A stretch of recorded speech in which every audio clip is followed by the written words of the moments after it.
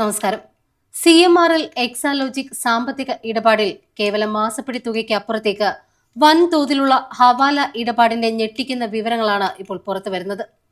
വിദേശ സാമ്പത്തിക ഇടപാടുകൾ സങ്കീർണമാക്കാനും അന്വേഷണ ഏജൻസികളുടെ കണ്ണു വെട്ടിക്കാനും ഉപയോഗിച്ച സാങ്കേതിക വിദ്യകളും ഇന്റർനെറ്റ് അധിഷ്ഠിത മാർഗങ്ങളുമാണ് ഇപ്പോൾ എൻഫോഴ്സ്മെന്റ് ഡയറക്ടറേറ്റിന്റെ പ്രധാന അന്വേഷണ വിഷയം.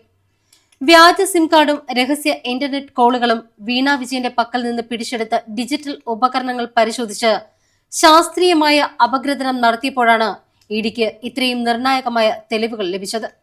ഉപകരണങ്ങളിൽ നിന്ന് മറ്റൊരാളുടെ പേരിലെടുത്ത വ്യാജ സിം കാർഡിന്റെ ഫോട്ടോ കണ്ടെത്തി. സാധാരണ മൊബൈൽ നെറ്റ്വർക്കുകൾ വഴിയുള്ള കോളുകൾ ടവർ ലൊക്കേഷനുകളും കോൾ ഡീറ്റെയിൽ റെക്കോർഡുകളും വഴി ഏജൻസികൾക്ക് എളുപ്പത്തിൽ തന്നെ കണ്ടെത്താൻ കഴിയും. ഇത് ഒഴിവാക്കുന്നതിന് വേണ്ടിയാണ് ഒരു വൈഫൈ റൂട്ടറിൽ ഈ വ്യാജ സിം കാർഡ് ഘടിപ്പിച്ച് ഇന്റർനെറ്റ് അധിഷ്ഠിത കോളുകൾ ചെയ്തത് എന്നാണ് ഇഡിയുടെ സംശയം. റൂട്ടറും സിമ്മും ഉപയോഗിച്ച് ആരുമായിട്ടാണ് ഇത്തരം രഹസ്യ ആശയവിനിമയങ്ങൾ നടത്തിയത് എന്ന് ഇഡി നിരീക്ഷിച്ചു വരികയാണ്.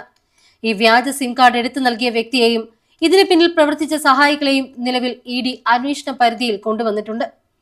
ഹവാല വഴി ദുബായിലേക്ക് കടത്തിയ കോടികൾ ഇഡി നടത്തിയ പ്രാഥമിക റെയ്ഡുകളിൽ വീണയുടെ ഡയറി കുറിപ്പുകളും സ്വന്തം കൈയെഴുത്തിലുള്ള സാമ്പത്തിക കണക്കുകളും പിടിച്ചെടുത്തിരുന്നു. സാധാരണ ബാങ്കിംഗ് ചാനലുകളെ പൂർണ്ണമായും ഒഴിവാക്കിക്കൊണ്ട് ഹവാല ശൃംഖലകൾ ഉപയോഗിച്ചുകൊണ്ടാണ് സാമ്പത്തിക കൈമാറ്റങ്ങൾ നടത്തിയിട്ടുള്ളത് എന്ന് തെളിവുകൾ വ്യക്തമാക്കുന്നു. കൈയെഴുത്ത് രേഖകൾ പ്രകാരം 3.49 ലക്ഷം ദർഹം അഥവാ ഏകദേശം 85 ലക്ഷം രൂപ ഇന്ത്യയിലേക്ക് അനധികൃതമായി കടത്തിയതായി വ്യക്തമായിട്ടുണ്ട്. ഇതിനു പുറമെ ഡൽഹിയിൽ രേഖപ്പെടുത്തിയിട്ടുള്ള മറ്റിടപാടുകൾ പരിശോധിച്ചപ്പോൾ ഏകദേശം 20.05 കോടി രൂപയുടെ സമാന്തര സാമ്പത്തിക വിവരങ്ങളാണ് കണ്ടെത്തിയത്. അറിയപ്പെടുന്ന വരുമാനത്തിനപ്പുറം വീണ വിജയൻ തന്റെ ഔദ്യോഗികവും അറിയപ്പെടുന്നതുമായ വരുമാന സ്രോതസ്സുകൾക്കപ്പുറമുള്ള വൻ തുകകൾ കൈകാര്യം ചെയ്തതായി ഇഡി വ്യക്തമാക്കുന്നു. എക്സാലോജി കമ്പനി CMRL നിന്ന് കൈപ്പറ്റിയ 2.78 കോടിയേക്കാൾ എത്രയോ വലിയ മടങ്ങാണ് ഡയറിയിൽ നിന്ന് ലഭിച്ച തുക. കോഴിക്കോട് നടത്തിയ മിന്നൽ റെയ്ഡുകൾ ഡയറിയിൽ നിന്ന് ലഭിച്ച പേരുകളുടെയും വിവരങ്ങളുടെയും അടിസ്ഥാനത്തിൽ 2026 ഓഗസ്റ്റ് 18 കോഴിക്കോടുള്ള 9 പ്രമുഖ കേന്ദ്രങ്ങളിൽ ഇഡി വ്യാപകമായ പരിശോധന നടത്തിയത്.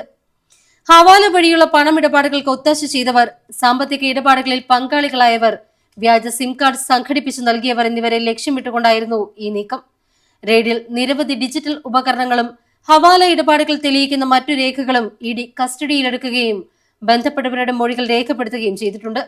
സാധാരണ ഒരു കോർപ്പറേറ്റ് സേവന കേസ് എന്ന നിലയിൽ നിന്നും മാറി രാജ്യത്തിന് പുറത്തേക്ക് അനധികൃതമായി പണം കടത്തിയതിനും വ്യാജ വിവരങ്ങൾ ഉപയോഗിച്ചുകൊണ്ട് അന്വേഷണ ഏജൻസികളെ തെറ്റിദ്ധരിപ്പിക്കാൻ ശ്രമിച്ചതിനും ശക്തമായ നിയമ നടപടികളിലേക്ക് കടക്കാൻ തന്നെയാണ് ഇഡിയുടെ തീരുമാനം.